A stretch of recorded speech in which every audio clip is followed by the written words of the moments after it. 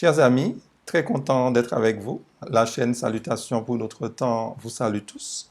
Et je salue aussi tous ceux qui retransmettent, n'est-ce pas, ces vidéos. Que le nom de l'Éternel soit béni. Soyez bénis, mes amis. Que Dieu bénisse l'étude que nous aurons aujourd'hui, car c'est une étude qui me tient énormément à cœur. Énormément à cœur. Et la ville de refuge, c'est un sujet qui n'est pas enseigné dans les églises chrétiennes. Vous allez me dire, si ce n'est pas enseigné dans les églises chrétiennes, peut-être que ce n'est pas salutaire. Vous allez vous-même voir si c'est salutaire ou pas. Mais que les choses soient claires, le salut ne s'obtient qu'en Jésus. Il n'y a pas un autre évangile. L'évangile, et ça fait 2000 ans que Christ nous a sauvés. C'est cet évangile-là qui nous sauve. OK? Jésus, non seulement en tant qu'agneau, mais en tant aussi que souverain sacrificateur. Bientôt, il sera roi des rois. OK? Même s'il l'est déjà. Donc, que les choses soient claires, que le salut s'obtient en Christ, mais il nous faut tenir compte aussi de l'époque dans laquelle nous vivons. Qu'est-ce que je veux dire par là? Ce que je veux dire, c'est que si David, Moïse, Jérémie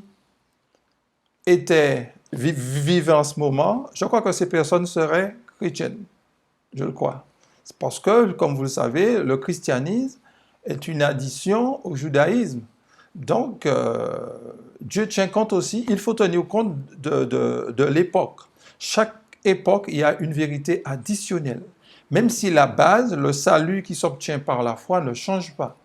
Le salut a toujours été par la foi, depuis le jardin d'Éden. Une fois que Dieu a sacrifié l'animal, c'était par la foi. Il n'y a jamais eu, je dis bien jamais eu, il n'a jamais été que le salut s'obtient par les œuvres. Jamais. Ce sont des interprétations. Mais le salut a toujours été par la foi. Okay? Donc, loin de moi l'idée de changer les choses. Le salut s'obtient par la foi, mais il nous faut en Jésus, et il nous faut maintenant tenir compte des messages additionnels que Dieu envoie. Prenons un exemple pour vous montrer l'importance des prophéties. Vous avez le message des 3 anges, qui est l'évangile éternel. Le premier ange met l'accent sur le jugement. Le second, sur la chute de Babylone. Le troisième, sur la bête et son image. Ce sont 3 thèmes différents, 3 sujets prophétiques. Mais ces 3 sujets prophétiques doivent être étudiés à la lumière de l'évangile éternel. OK?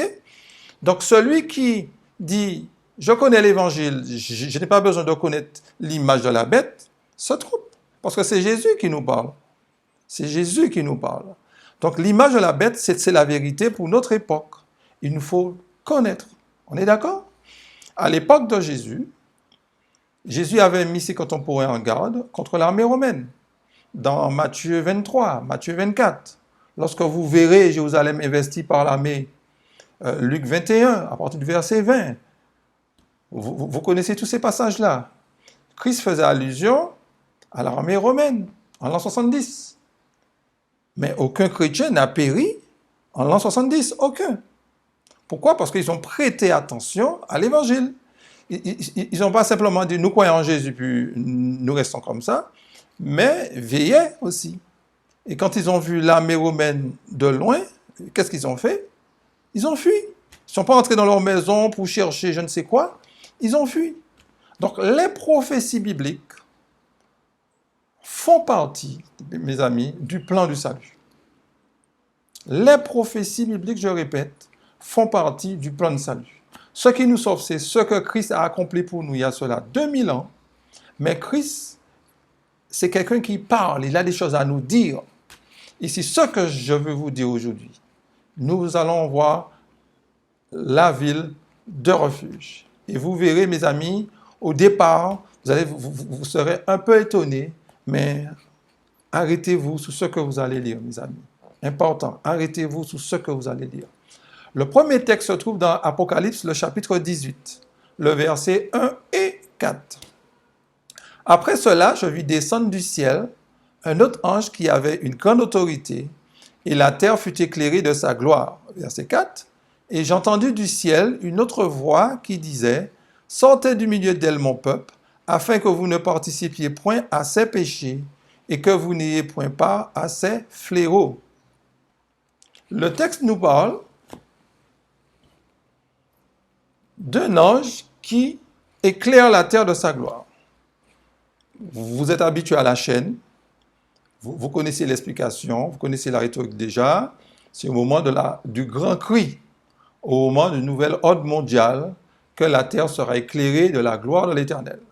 La gloire de l'Éternel, ce sera l'évangile qui sera prêché partout. Et l'ange, avec cette grande autorité, n'est autre que le peuple de Dieu qui aura prêché avec force et puissance, le peuple qui a reçu la seconde Pentecôte. Mais le verset nous dit, il sera dit de sortir pour ne pas participer au péché. Au péché. Quel péché? Quel péché allons-nous attirer l'attention du monde? Dans le livre de la tragédie des siècles, le chapitre 33, les pages 656 à 657, ces proclamations constituent, avec le message du troisième ange, l'avertissement final donné aux habitants de la terre. Le monde va au-devant d'une terrible crise. Les nations de la terre, coalisées pour faire la guerre au commandement de Dieu, décréteront que tous, petits et grands, riches et pauvres, libres et esclaves, sont tenus de se conformer aux usages de l'Église en observant un faux jour de repos. Quiconque s'y refusera sera passible de peine civile et finalement déclaré digne de mort. D'autre part, la loi divine enjoignant l'observation du jour de repos du Créateur exige l'obéissance et menace de la colère de Dieu, celui qui en transgresse les préceptes. Alors, beaucoup d'informations sont données ici. Notez que l'on parle, le monde va devant une terrible crise. Et c'est quoi cette crise? Il y aura une coalition des nations de la terre. Cette coalition fera la guerre au commandement de Dieu.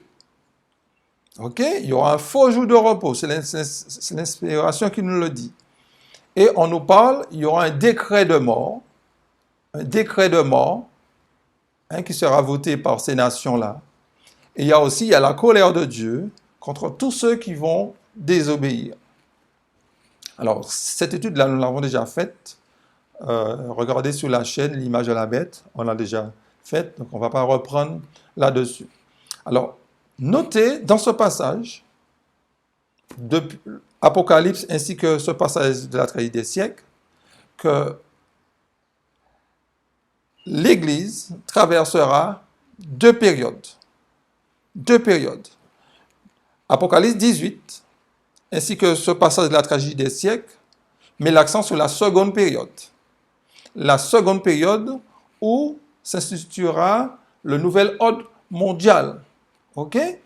Et cette seconde période-là, il y a beaucoup de confusion et nous allons insister sur cette seconde période. Alors, la première période, c'est la période dans laquelle on est. Une période des républiques, une période de, entre guillemets, de liberté. Mais on a déjà vu ça, le monde va se radicaliser et le monde va dans une dictature, dans une violence. Même si certains ne le voient pas, disent que c'était une époque, les choses ont changé, que les nations deviennent pacifiques. Non, mes amis, la prophétie, elle est là, mes amis. La prophétie est là. Donc, quand on parle de colère de Dieu, et notez, le grand cri sera prêché pour que les enfants de Dieu ne puissent pas avoir part au péché, nouvel ordre mondial. On va participer dans cela parce qu'il y aura un faux jour de repos. Et aussi, il y aura aussi les fléaux qui vont frapper la terre. OK? Donc, ce message doit être prêché avant les fléaux. Alors, qui parle des fléaux? On entend par là Apocalypse chapitre 15 et Apocalypse chapitre 16. Mais Apocalypse chapitre 16, on trouve toute la déclinaison des fléaux. Alors, nous allons lire d'abord les deux premiers fléaux, même si nous n'avons pas étudié les fléaux. J'ai entendu, une voix forte qui venait du temple et qui disait aux 7 anges, « Allez et versez sur la terre les 7 coupes de la colère de Dieu. » Le premier alla et il versa sa coupe sur la terre. Et un ulcère malin et douloureux frappa les hommes qui avaient la marque de la bête et qui adoraient son image. Donc, notez que ce fléau-là, les fléaux vont frapper ceux qui auront pris l'image de la bête. N'oubliez jamais ça. Ce qui sous-entend, aucun enfant de Dieu authentique, aucun enfant de Dieu ne va subir les fléaux. Les fléaux, c'est le jugement de Dieu. Donc, si les enfants de Dieu sont en conformité, rien ne justifie que les enfants de Dieu subissent ce jugement. Rappelons-nous, quand les enfants d'Israël se trouvaient en Gozen, quand Dieu frappait l'Égypte, les Hébreux étaient épargnés. Idem, mes amis. OK? Donc, n'oublions pas ça. Je répète, les fléaux concernent ceux qui auront pris l'image de la bête. Les fléaux font partie du jugement des vivants. Les gens sont vivants, ils sont frappés par Dieu. C'est un jugement de Dieu. Mais avant ce jugement-là, il y aura un message de miséricorde qui sera prêché, n'est-ce pas, à tous les habitants de la terre. D'ailleurs, Apocalypse 18, le verset 1 nous dit, « Toute la terre fut éclairée de sa gloire. » La gloire de Dieu était connue. La gloire, c'est son caractère. Il y avait non seulement à travers la prédication, mais à travers le témoignage des chrétiens et aussi à travers les miracles qui vont accompagner les croyants au moment. Okay? Donc, quand les fléaux frappent, il faut sous-entendre que le temps de grâce est terminé et là, Dieu va frapper uniquement ceux qui auront pris l'image de la bête. Permettez-moi d'insister. Donc, nous verrons Apocalypse 16, le verset 3 jusqu'au verset 21. Nous voyons au verset 3 le deuxième fléau. Le second versa sa coupe dans la mer et elle devint du sang comme celui d'un mort et tout être vivant mourut, tout ce qui était dans la mer. Donc la mer devient comment? En sang aussi. Troisième, verset 4. Le troisième versa sa coupe dans le fleuve et dans les sources d'eau et il devint du sang. Et j'entendis l'ange des eaux qui disait, « Tu es juste, toi qui es et qui étais, tu es saint parce que tu as exercé ce jugement. Car ils ont versé le sang des saints et des prophètes, et tu leur as donné du sang à boire. Ils en sont dignes. » Donc, l'eau qui devient rouge, c'est le sang. L'eau dont il est mentionné ici, la mer, les fleuves, les sources d'eau, ça n'a rien à voir avec... la mer n'est pas prophétique. L'eau n'est pas prophétique. La mer est littérale. L'eau est littérale. Il n'y a rien de symbolique, mes amis. Les fléaux seront littéraux. Ne nous trompons pas, mes amis. Il n'y a rien de symbolique dedans. Quand c'est symbolique, Dieu nous dit, et quand c'est littéral, c'est vrai, parce que j'ai entendu tout le livre d'Apocalypse, c'est symbolique. Non, c'est Dieu qui doit nous dire ce qui est symbolique et ce qui est littéral. Vous n'avez jamais vu un jugement de Dieu symbolique. Je ne sais pas si vous connaissez ça, mais moi je ne connais pas ça. OK? Le verset 8 nous parle maintenant du quatrième fléau. Le quatrième verset, sa coupe sous le soleil, il lui fut donné de brûler les hommes par le feu, et les hommes furent brûlés par une grande chaleur, et ils blasphémèrent le nom de Dieu, qui a autorité sur ces fléaux, et ils ne se repentirent pas pour lui donner gloire. Le cinquième versa sa coupe sur la bête, et son royaume fut couvert de ténèbres, et les hommes se mordaient la langue de douleur. Ils blasphémèrent le Dieu du ciel à cause de leur douleur et de leur ulcère, et ils ne se repentirent point. Notez que le quatrième, c'est le soleil qui brûle.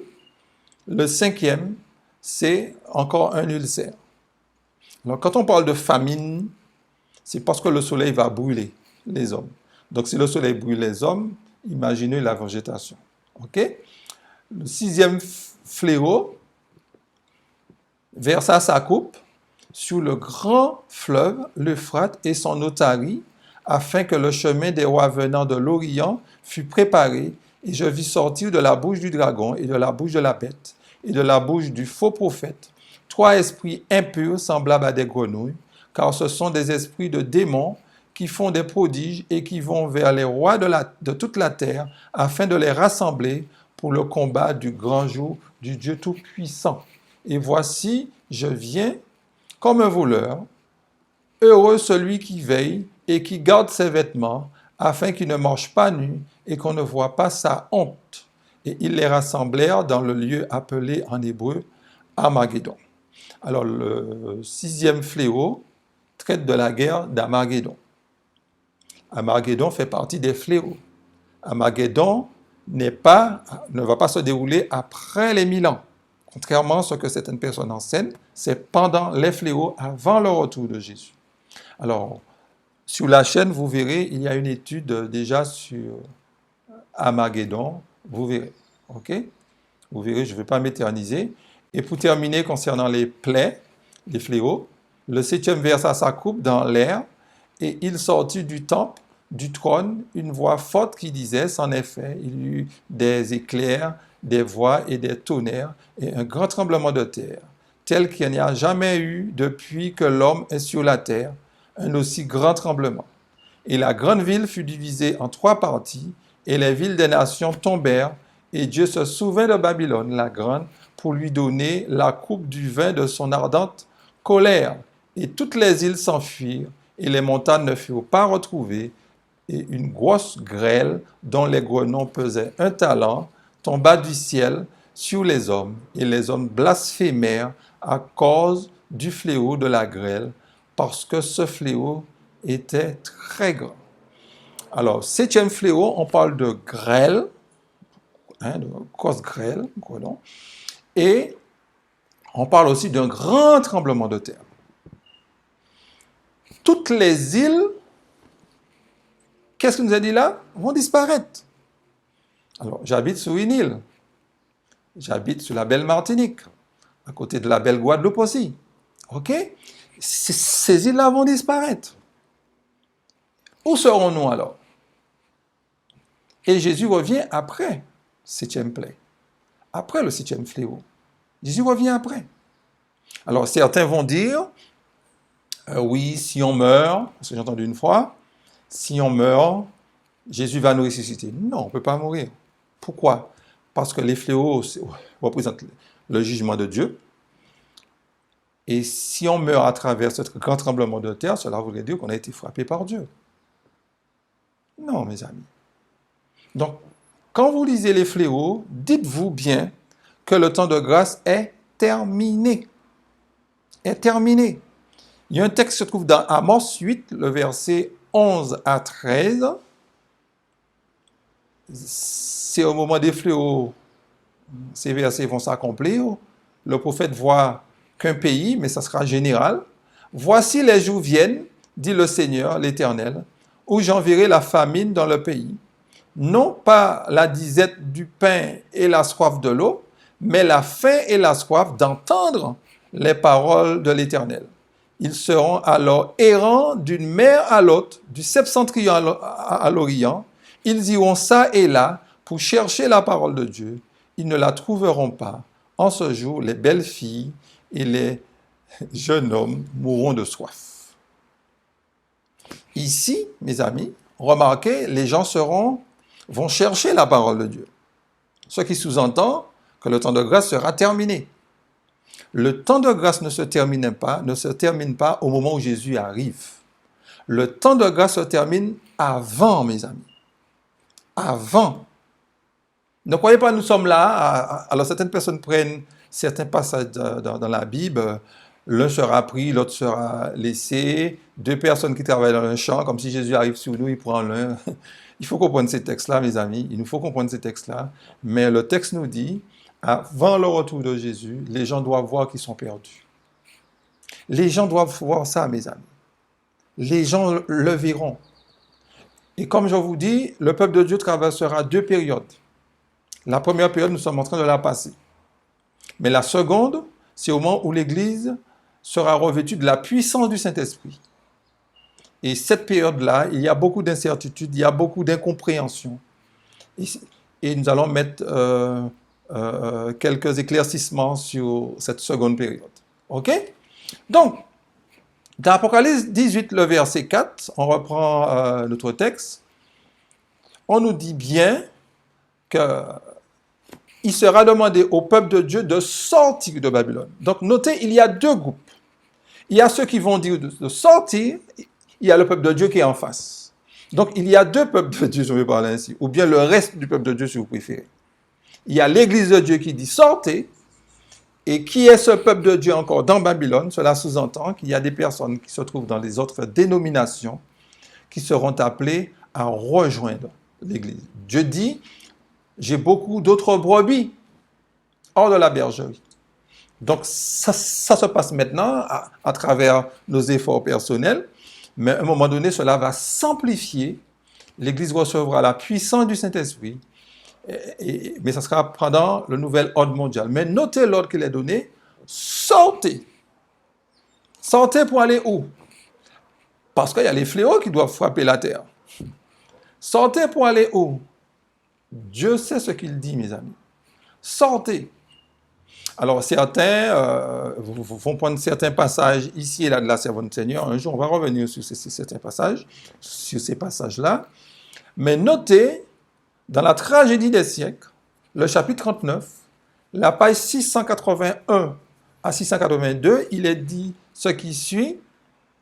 Ces plaies ne seront pas universelles. Autrement, les habitants de la terre périraient tous. Elles compteront toutefois parmi les plus terribles qui aient frappé les mortels. Tous les fléaux dont les hommes ont souffert avant la fin de grâce ont été mélangés de miséricorde. Le sang de Jésus offert en leur faveur a toujours préservé les méchants du juste salaire de leur iniquité. Mais sous les plaies finales, la colère de Dieu sera versée sans pitié.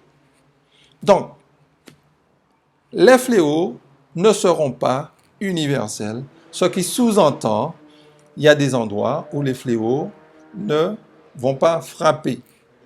Les fléaux, les endroits ne vont pas frapper. Nous allons voir quel endroit, que c'est ces endroits-là, et nous allons voir qui sera là. J'aimerais que vous puissiez analyser. Prenez votre Bible. Prenez votre Bible. Et lisez avec moi. Peut-être que vous suivez comme ça, mais peut-être que vous allez suivre comme ça. Mais après, mes amis, prenez votre Bible et après la vidéo, vous allez encore revoir. Ésaïe 4, le verset 5 et 6. Les deux derniers versets d'Ésaïe 4. De ces jours, on va faire tout le chapitre 4. L'Éternel établira sur toute l'étendue de la montagne de Sion et sur ses lieux d'assemblée une nuée fumante pendant le jour et un feu de flamme éclatante pendant la nuit, car tout ce qui est glorieux sera mis à couvert. Il y aura un abri pour donner de l'ombre contre la chaleur du jour, pour servir de refuge et d'asile contre l'orage et la pluie. Waouh! Ésaïe nous dit quoi? L'Éternel, notez le temps qui est employé ici, établira, non pas dans le désert, mais sur la montagne de Sion. Qu'est-ce qu'il va établir? Une nuée fumante pendant le jour et un feu de flamme éclatante pendant la nuit. Ça nous rappelle quoi? Ça nous rappelle quand les Hébreux sont sortis d'Égypte, à Canaan. Mais là, ce n'est pas d'Égypte à Canaan qu'on parle là. On parle sur la montagne de Sion. Renseignez-vous, cherchez où se trouve la montagne de Sion. Et notez, c'est écrit. Et le verset 6 nous dit, il y aura un abri pour donner de l'ombre contre la chaleur du jour. Ce qui veut dire qu'il fera chaud. Vous vous rappelez, Apocalypse 16, le verset 8, le soleil va brûler les hommes. Donc il y aura de l'ombre contre la chaleur du jour. Vous vous rappelez, on parle de l'orage, d'orage, de pluie. Vous vous rappelez le 7e fléau, il y aura des gros longs. Vous vous rappelez tout cela? Donc Dieu aura un endroit où ses enfants seront protégés, mes amis. Où ses enfants seront protégés. C'est écrit dans la Bible. Le livre d'Ésaïe est un livre, la majorité des chapitres d'Ésaïe parlent de l'ère chrétienne. Ésaïe ne parle pas seulement que du retour de Jésus. Ésaïe va jusqu'après les 1000 ans, jusqu'après les nouveaux cieux, etc. Donc c'est vraiment un livre prophétique, le livre d'Ésaïe. Même quand des fois ça fait allusion à un fait historique, si vous faites bien attention au chapitre, vous verrez que Dieu s'adresse à notre génération. Dans Patriarches et Prophètes, le chapitre 25, la page 255 va commenter le texte d'Ésaïe. Et vous verrez si c'est une interprétation particulière. Dans un des passages les plus beaux et les plus consolants de ces prophéties, Ésaïe fait allusion à la colonne de nuée et de feu. Il décrit le soin que Dieu prendra de son peuple lors de la grande lutte finale avec les puissances du mal. Sur toute l'étendue du mont Sion et sur toutes ses assemblées, l'Éternel fera lever pendant le jour un nuage environné de fumée et pendant la nuit l'éclat d'un feu flamboyant, car un dé abritera toute sa gloire. Il y aura une tente pour donner de l'ombre pendant le jour, contre la chaleur et pour servir de refuge et d'asile contre la tempête et la pluie. Donc, l'inspiration nous dit, mes amis, l'inspiration nous dit dans un des passages les plus beaux et les plus consolants des prophéties. Donc, la servante du Seigneur réitère la prophétie d'Ésaïe. Et elle nous dit, Ésaïe nous décrit le soin que Dieu prendra de son peuple lors de la grande lutte finale. Donc, ça n'a rien à voir avec le passé, mes amis. Ces passages ne sont pas commentés dans le christianisme. Et pourtant, ces passages s'y trouvent. Dieu sait ce qu'il dit, mes amis. Et quand il parle de cela, ce qu'il faut savoir, que l'Église sera déjà purifiée. Elle sera purifiée. Elle va à ce moment-là renoncer au péché. Et elle va accomplir sa mission. Elle sera dans le conflit final. Le conflit final que l'on trouve dans Prophète et Roi, le chapitre 60, la page 549. Écoutez comment c'est beau. Revêtue de l'armure de la justice du Christ, l'Église se prépare au conflit final, belle comme la lune, pure comme le soleil, mais terrible comme des troupes sous leur bannière. Cantique des Cantiques, chapitre 6, le verset 10. Elle s'avance dans le monde en vainqueur et pour vaincre. Quand elle est belle, cela veut dire que la puissance du Saint-Esprit est sur elle, mes amis. Cela veut dire qu'elle parle en langue, elle fait des miracles, elle se déplace, elle n'a pas besoin de prendre de transport, mes amis, pour vaincre. Vaincre qui? Pour vaincre, pour enlever les enfants de Dieu dans Babylone, mes amis. Parce que Satan va décréter l'image de la bête. L'image de la bête, mes amis, quand elle sera décrétée, ce nouveau système économique, comme je l'ai déjà dit, ça ne sera pas pour trouver une solution pour le monde, mais le but de Satan, quand il va inspirer les États-Unis, c'est pour proposer au monde de la nourriture, le pouvoir d'achat que l'on parle très souvent. Ça sera pour faire ça. Mais à quel prix? Au prix de leur âme. Mais Dieu merci, l'Église sera débarrassée de l'ivraie. Et l'Église sera belle comme la lune, pure comme le soleil. Et elle sera aussi terrible. À ce moment-là, elle vaincra, mes amis. Elle vaincra. Là maintenant, nous allons lire encore un autre passage pour pouvoir mieux comprendre. Ésaïe 11, le verset 6 à 8. Le loup habitera avec l'agneau, et la panthère se couchera avec le chevreau. Le veau, le loinceau et le bétail qu'on engraisse ensemble seront ensemble, et un petit enfant les conduira.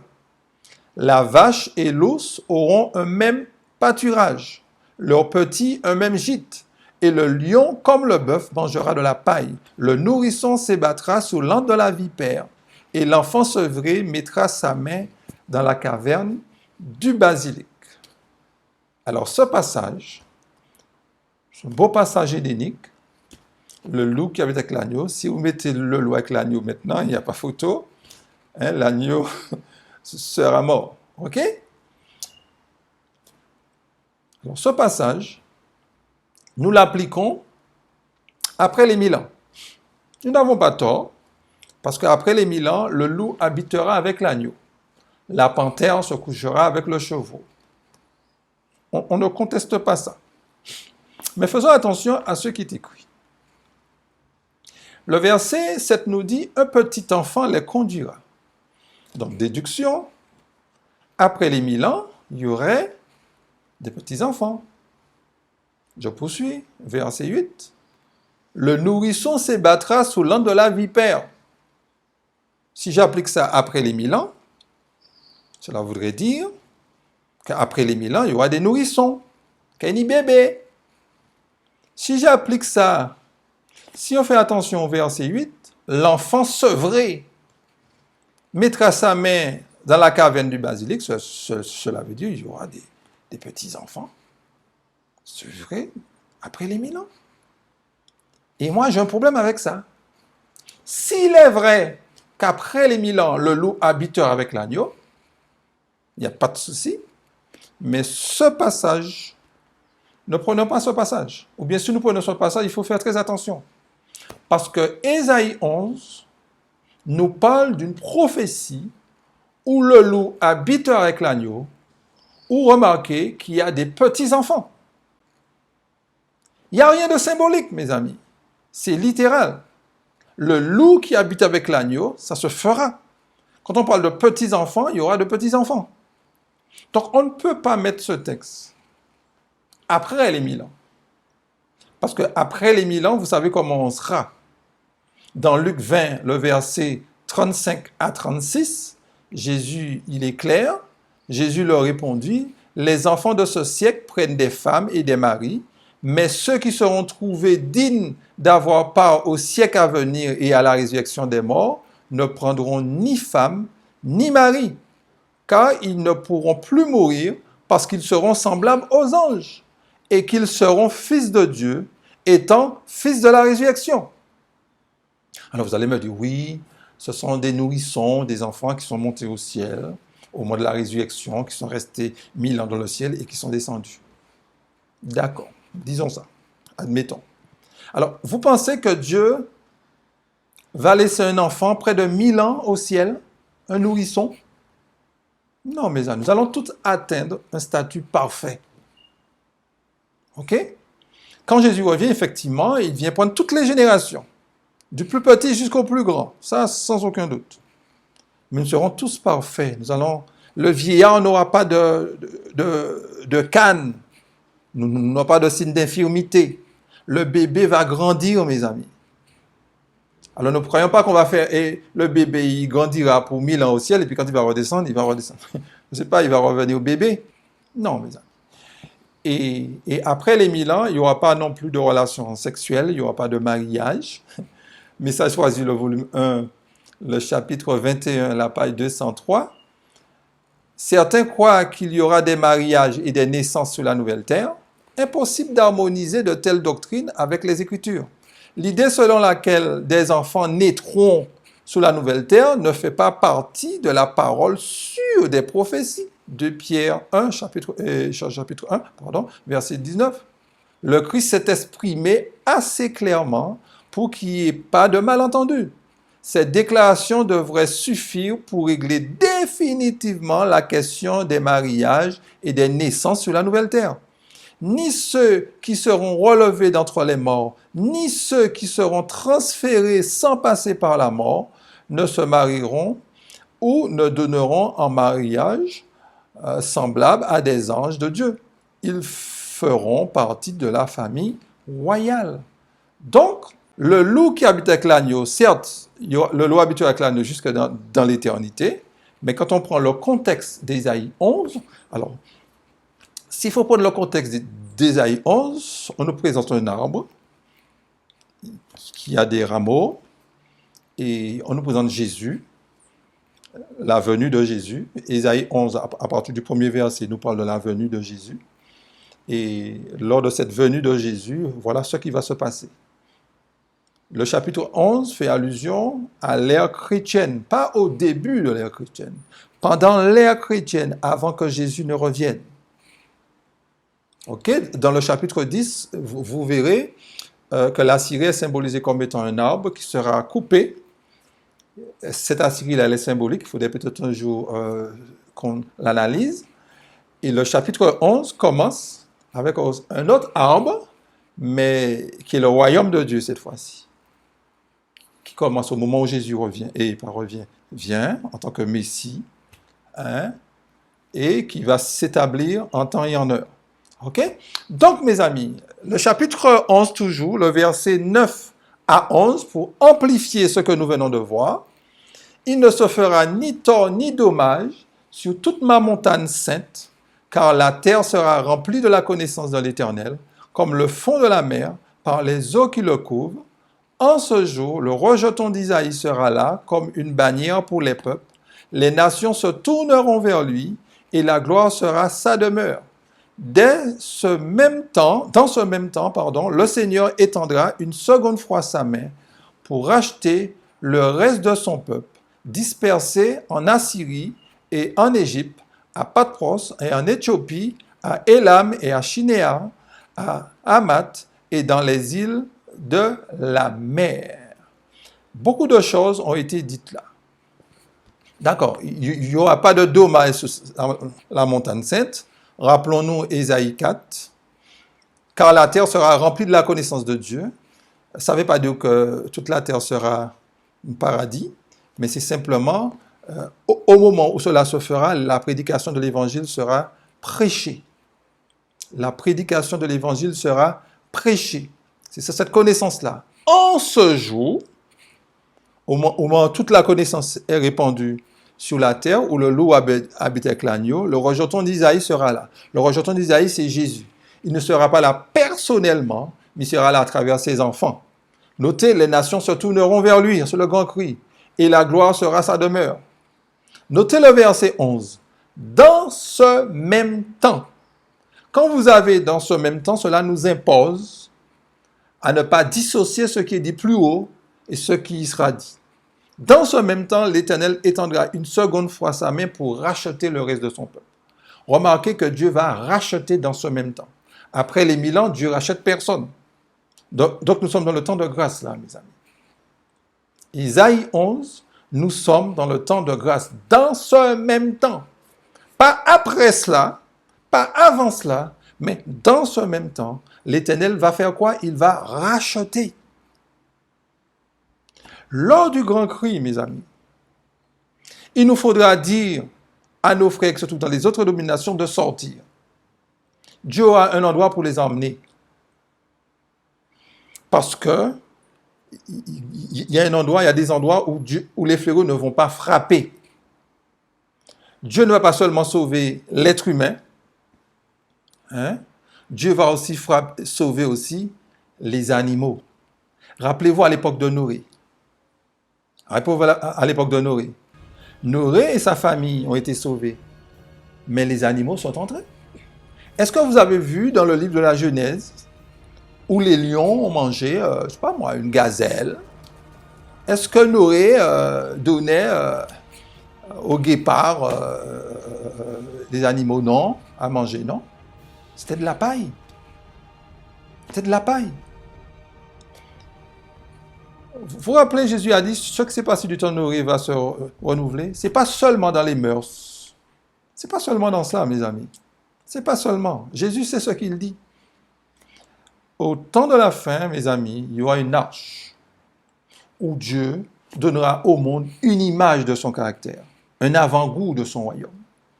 Non seulement l'homme sera restauré, enfin, je n'entends pas là, les chrétiens, hein, mais aussi Dieu aussi, il est mort, Jésus est mort aussi, non seulement pour la terre, mais aussi pour les animaux. Pour la restauration de la terre, aussi pour les animaux. Si les animaux sont carnivores, c'est à cause de nous. Vous vous rappelez, Jésus, quand il est mort, il avait une couronne d'épines. Après le péché, il y a eu des épines. Donc Jésus n'est pas seulement mort pour l'homme, mais il est mort aussi pour la terre entière, pour la malédiction de la terre, mes amis. Et les animaux aussi ont droit aussi au salut, mes amis. Ils ont droit. Vous allez me dire, mais qu'est-ce qu'il raconte là? Je vais vous donner un texte. Une autre fois, je vais vous donner plus. Osée 2, le verset 20. En ce jour-là, je traiterai pour eux une alliance avec les bêtes des champs, les oiseaux du ciel et les reptiles de la terre. Je briserai dans le pays l'arc, l'épée et la guerre, et je les ferai reposer avec sécurité. Mes amis, l'expression « en ce jour-là », nous allons revenir dessus tout à l'heure. Et nous aurons bientôt, je pense, une étude sur Osée 1, Osée 2, parce que Osée 2 aussi.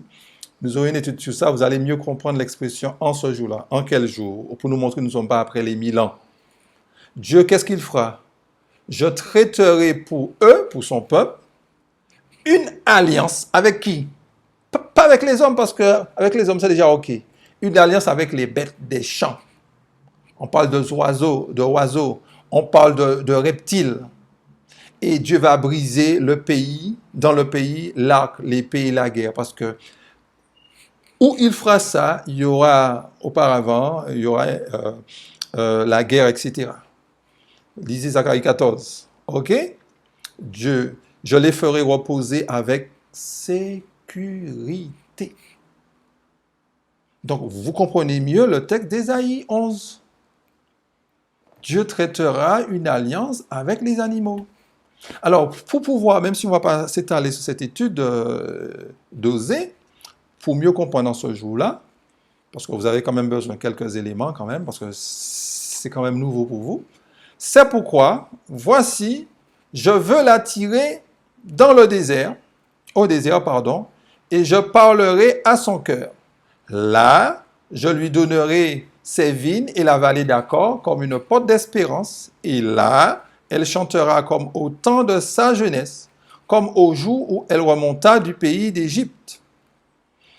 En ce jour-là, dit l'Éternel, tu m'appelleras plus mon mari, tu m'appelleras mon mari, pardon, tu m'appelleras plus mon maître, j'ôterai de sa bouche le nom de Baal, des Baals, afin qu'on ne les mentionne plus par leur nom. Qu'est-ce qu'on constate là? Quand on remonte au verset 16, je veux l'attirer, le L apostrophe là, fait allusion à qui? À la femme, à cette femme adultère, qu'Osée, ainsi que ses enfants, plaident devant leur mère, Osée plaide devant sa femme, pour lui demander de se repentir, d'arrêter ses abominations. Et Dieu sera obligé de l'attirer dans le désert. Cette femme-là symbolise l'Église. L'Église d'abord de l'Ancien Testament, et ça aboutira jusqu'au Nouveau Testament. La femme, ça ressemble beaucoup à la femme d'Apocalypse 12, qui a deux ailes qui va dans le désert. Apocalypse 12, le verset 6. Vous vous rappelez de ce texte, ok? Qui va dans le désert. Et une fois dans le désert, Dieu va parler à son cœur. Et là est l'accent grave. Je lui donnerai ses vignes et la vallée d'Accord comme une porte d'espérance. Vous vous rappelez qu'est-ce qui s'est passé dans la vallée d'Accord? La vallée d'Accord, c'est là où le peuple s'est purifié. Dieu a purifié le peuple. Il a ôté du milieu du peuple l'interdit à Achan et sa famille. Qui veut dire que quand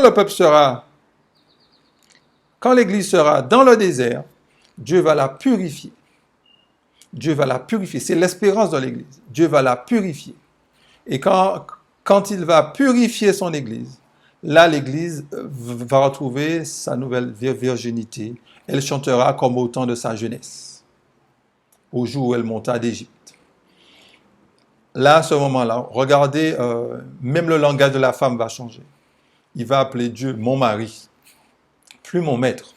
Il y aurait beaucoup à dire dessus. Parce que pour beaucoup d'entre nous, Dieu est un maître. Mais il n'y a pas vraiment une intimité entre Dieu et nous. Mais à ce moment-là, Dieu va ôter le nom de Baal dans notre bouche. Voilà ce que Dieu fera, mes amis. Et c'est pour cela qu'on nous dit que le loup habitera avec l'agneau. On a lu le verset 20, où Dieu va traiter une alliance avec les animaux, quand il va faire l'Église traverser la vallée d'Accord, quand il va enlever l'ivraie dans l'Église. Là, à ce moment-là, Dieu fera aussi une alliance avec les animaux, comme il avait fait une alliance à l'époque de Noé avec les animaux. Les animaux sont entrés par paire. À aucun moment, ils ont dévoré Noé et sa famille. Et ça n'a pas touché euh, aux contemporains de Noé, ça ne les a pas touchés. De même que quand cela se fera, ça ne va pas toucher beaucoup de personnes, mais il y aura quand même une grande foule de personnes qui va se joindre à l'Église de l'Éternel. Mais c'est vrai, s'il faut comparer ceux qui seront perdus, ceux qui seront sauvés, il n'y a pas photo, il y aura plus de personnes perdues, mes amis. Donc, mes amis, la ville de refuge, c'est au moment du grand cri. Dieu donnera au monde une image de son caractère, une image d'un avant-goût de son royaume, avant qu'il ne revienne sur les nuées des cieux, mes amis. L'homme sera restauré. Quand je dis restauré, c'est simplement, il sera plus tenté, métro, boulot, dodo, tout cela ce sera terminé, n'est-ce pas? Dieu aura un endroit bien particulier pour ses enfants, non seulement pour ses enfants, mais aussi pour les animaux. Et quand la terre sera frappée des fléaux, les enfants de Dieu seront à l'abri. Je sais que vous avez beaucoup de questions. Je vais les prendre. Il n'y a aucun problème. Je sais que vous avez des textes que vous allez me proposer et je sais déjà, il n'y a pas de problème. Nous allons les analyser. Mais notez que nous sommes basés sur les Saintes Écritures, seulement que sur les Saintes Écritures et sur quelques passages de la servante du Seigneur. Mes amis, voilà ce que Dieu a pour son peuple. Donc, au moment du grand cri, l'évangile sera prêché. Mais si on prêche l'évangile, on ne peut pas dissocier de l'évangile ces prophéties-là. Pas parce que, à travers le nouvel ordre mondial, Dieu aura besoin de nous pour pouvoir prêcher Christ crucifié. Il aura besoin de ça. Il aura besoin aussi qu'on fasse aussi la promotion de ce que nous venons de lire d'Ésaïe chapitre 11 et Ésaïe chapitre 4. Que Dieu nous bénisse et à très bientôt. Amen.